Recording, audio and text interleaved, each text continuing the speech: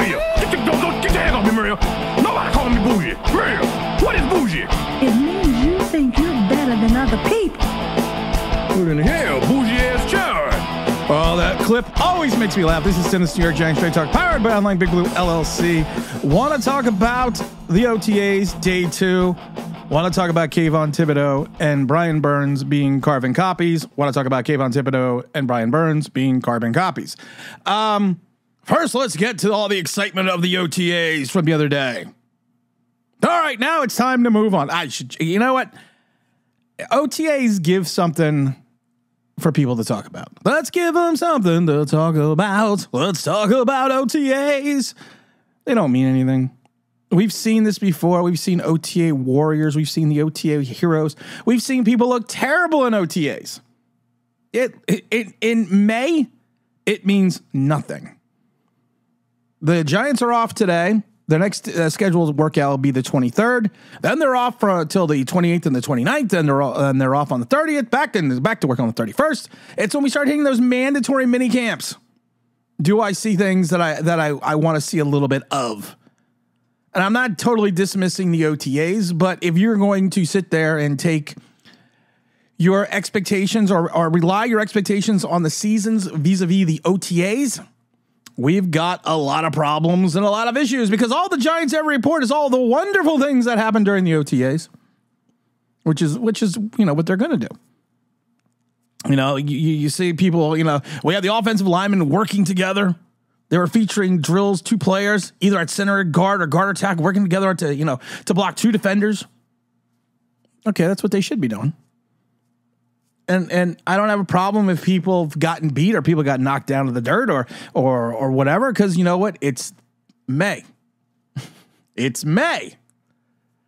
We also saw had people talk about Kayvon Thibodeaux and Brian Burns working together and these drills and other drills. It's amazing. And I love it, because this is where we're going to get into the carbon copy thing. This came from the Giants website, and I have been saying this since the day we traded for Brian Burns. And I quote, and it is amazing to see how similar their body types are and how when they stand next to each other. And it says Thibodeaux is a little thicker in the upper body, which is probably why he's listed at 258 and Burns at 250. I've said this comparison the moment I heard we got Brian Burns, I said before we got Kayvon Thibodeaux 2.0, or maybe we got Brian Burns 2.0, and we're going to talk about that. But I just love it that they was literally pointed out that it's amazing. I love it because they don't even use the word it's interesting. They don't use the word it's fascinating. They use the word it's amazing to see how similar their body types are. It's also amazing how similar their play is and their deficiencies and what they do well. They all talk about also how Devin Singletary joined the offensive line group and they work together on how to pick up different blitzes, which is always good because I think Devin Singletary is going to need to do that. A lot of people bashed Saquon Barkley for not being able to put his head there and get that blitz. We also saw that we got the CFL sighting when he connected on a shovel pass. I mean, other people were enthused that Tyrone Tracy Jr. got involved in the pass game and caught 2 balls, one on the flat, never over the middle. That could have gone for a touchdown. We don't know. We'll never know. And the defense came up with a couple interceptions. Jalen Mills successfully executing a tip drill that came down with the interception. We don't want. I love it because they don't tell you who the interception was against, but we can guess. We can, just fathom a guess who the interception was against. Just fathom a guess. And I'm gonna wait a minute. I'm gonna have a little bit of Black Rifle coffee. Did you figure it out? And to that point also, it doesn't matter because he's coming back from an injury. And it's May. I see these things on Twitter. I see Malik Neighbors do a little juke, do a little step, do a little route. And people are like, no one in the league's going to be able to stop that.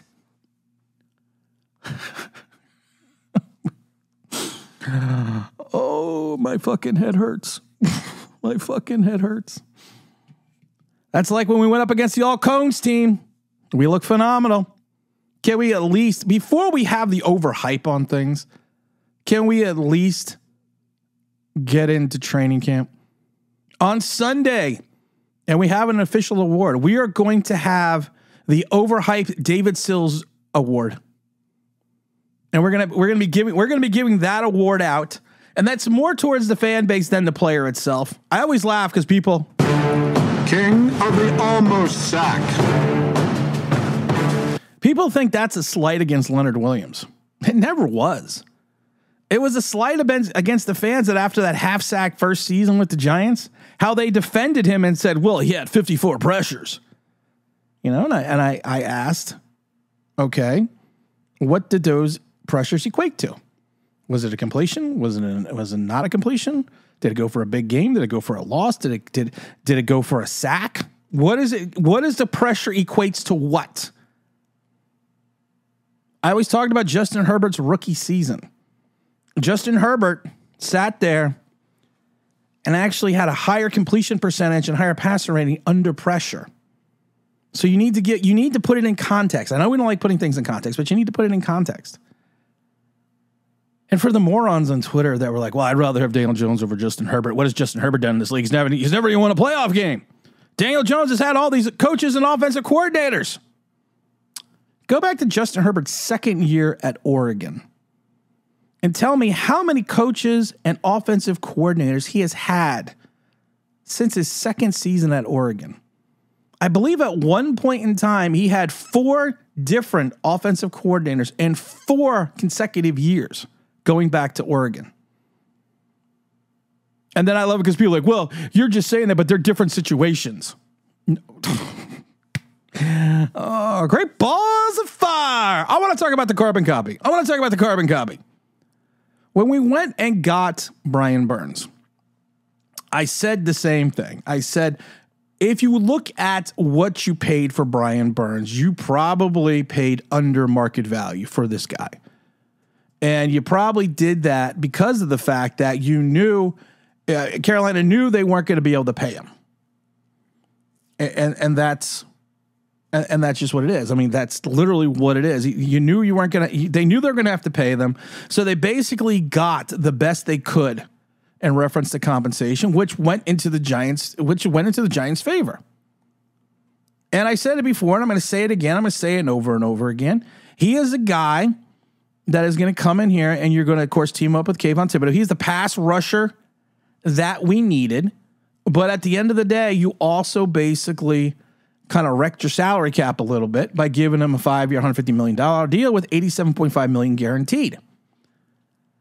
And we've talked about this before. I hope he has a wonderful season. I hope he is brilliant here in New York. I hope he does things that we've never seen the Giants do since the NASCAR days, or even going back to the Lawrence Taylor days, or even Keith Hamilton or anything such as that.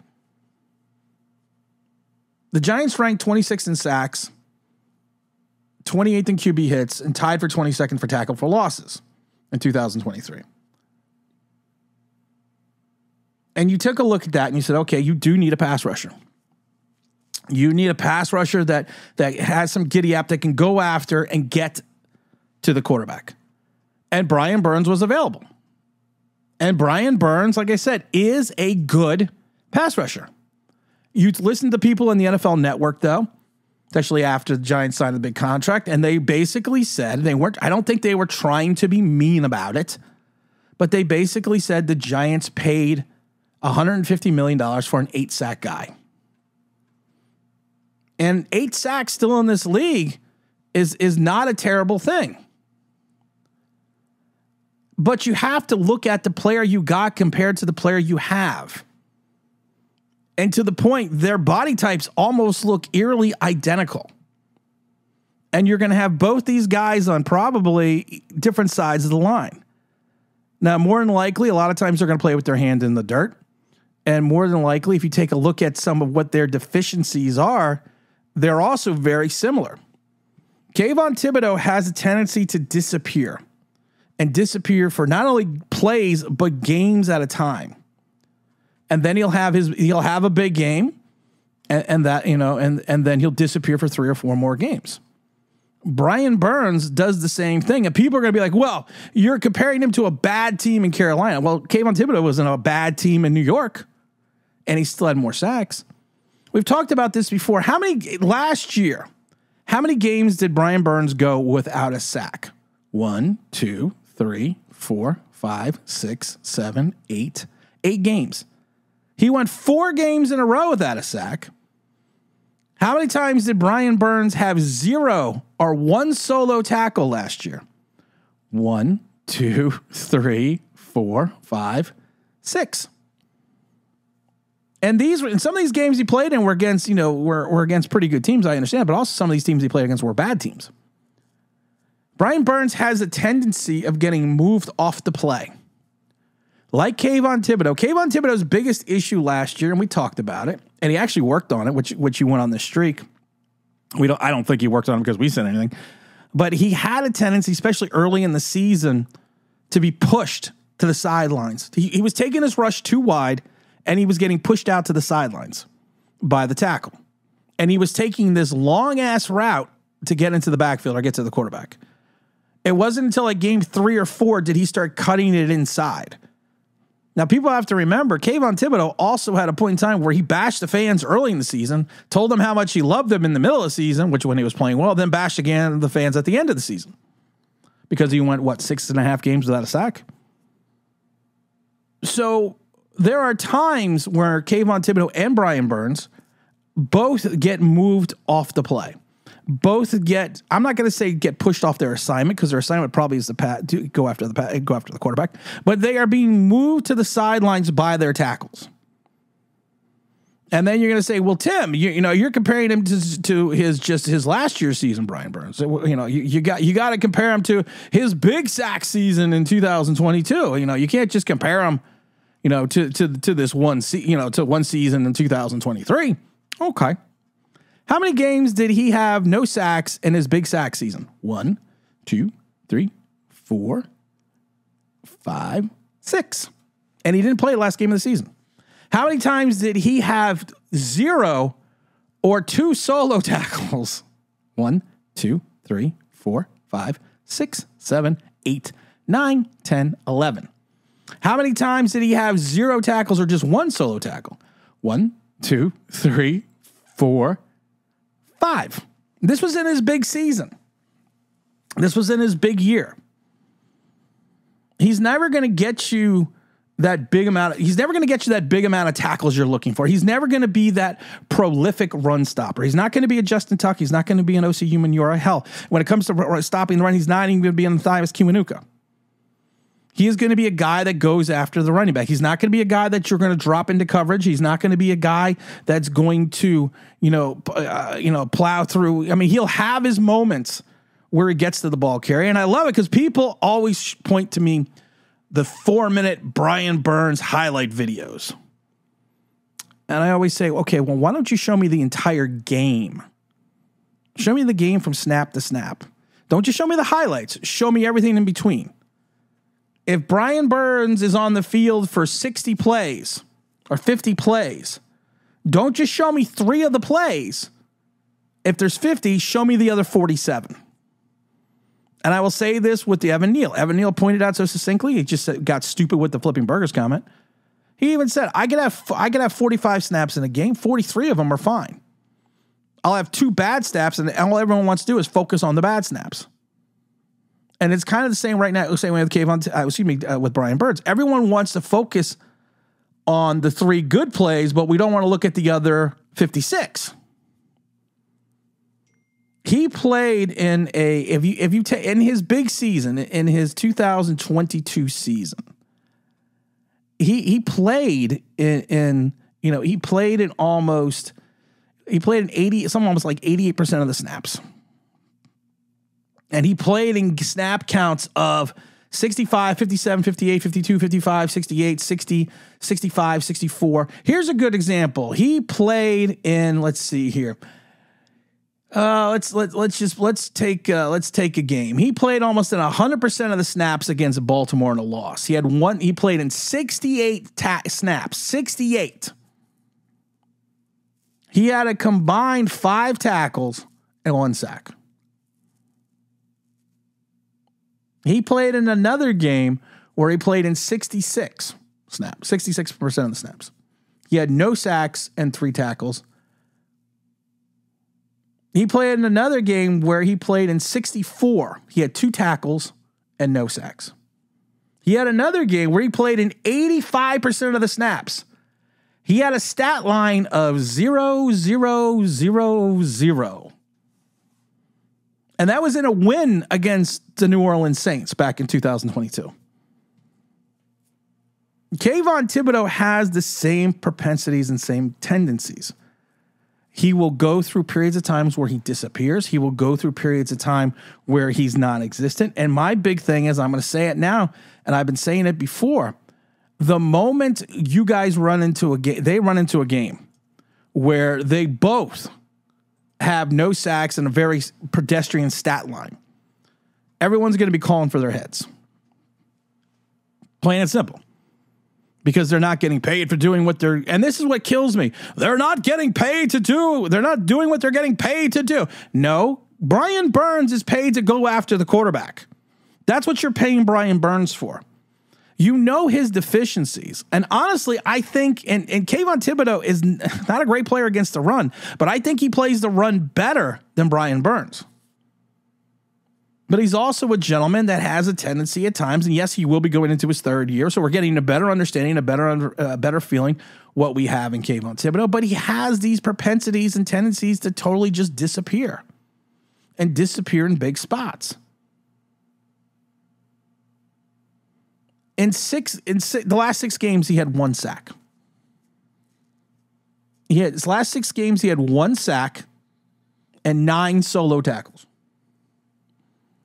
Most of his sacks came against the Washington, where he had 2, the Jets, where he had 3 and a loss, Seattle, where he had 2 and a loss, and he had that 1 sack in the beginning of the game and 1 sack at the end of the game, and nothing in between. And then he had a sack in the last 6 games. He had a total of only 26 solo tackles and 24 assists. You're always like, Tim, why are you hyping on the solo tackles? And I've always talked about this before, because to me, with the solo tackles, you're leading the point of attack. We go back to what was it? Tay Crowder's big season.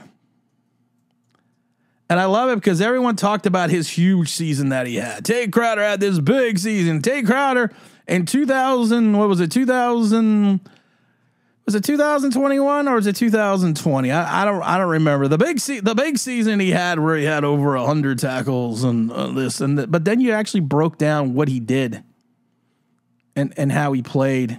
And you saw his stats, and you looked at it and said, "Well, these don't make a lot of sense. these don't make a lot of sense to me, guys." So we got, what was it? 2022. His big season was in 2022, and he had that monstrous hit against Derrick Henry. Sorry, I'm trying to find his big stat season. Oh, his big stat season, of course, was big stat season was in the 4-13 season, and he had 130 tackles. I love it. He had 64 solo and 66 assists. So he had more assists than he had solo tackles. A lot of times you call that a pile-on stat. You got an assist by piling on. He had 130 tackles and no sacks. And only 3 tackles for loss. And the guy played in almost 100. He played in like 98% of the snaps. I've said it before. Even a guy on a bad team someone on a bad team has to make the tackles. When they started playing well in 2022, he got benched. All I'm saying is, to me, I think solo tackles are more important because you're leading the point of attack. And the problem is this: you're going to pay Brian Burns and Kayvon Thibodeaux to both be your pass rushing ends, but neither of them play the run extremely well. I don't think you better have a very strong outside linebacking core and a middle linebacking core, because of the fact that there are going to be times that teams like Philadelphia, teams like Dallas are going to take advantage of the over aggressiveness of the Giants defense in reference to take Kayvon and Burns going upfield. And then you're either going to run a screen, you're going to run a delayed handoff, you're going to run a draw, you're going to do something, and you're going to catch them out of position because they don't play. Neither one of them plays the run extremely well. I've said it before. If you wanted to get a defensive end, I was all down for that, but you needed to get a defensive end who had the mindset and the understanding of how to set his edge, maintain his assignment, and hold up against the run and drive the running play, especially if it was going to the outside, back into the middle of the field to the strength of your defense, which is Dexter Lawrence. That's all I'm saying. And you paid $150 million for that. All I'm saying is this, like I said, I hope they each get 13 sacks. I hope they have 26 sacks combined. I hope they're a destructive force. I hope they do extremely well. I hope he comes in here and wreaks havoc. But if you take a look at his track record, Brian Burns, you're going to get what you're going to get. You're going to get some sacks in bunches. You're going to see him be not a non-factor for maybe 80% of the plays. And you're going to have to hope he is able to maintain his edge and hold his assignment against the run, which is the same issues that we have exactly with Kayvon Thibodeaux. Oh, we got a big stream on Sunday. We're going to be giving out the David Sills Overhyped Award for the first couple days of OTA. By then, it'll be the first 3 days of OTA, so make sure you stay tuned for that. And as always, don't forget to like, don't forget to subscribe, don't forget to ring that bell because you want to know why. That'll be awesome.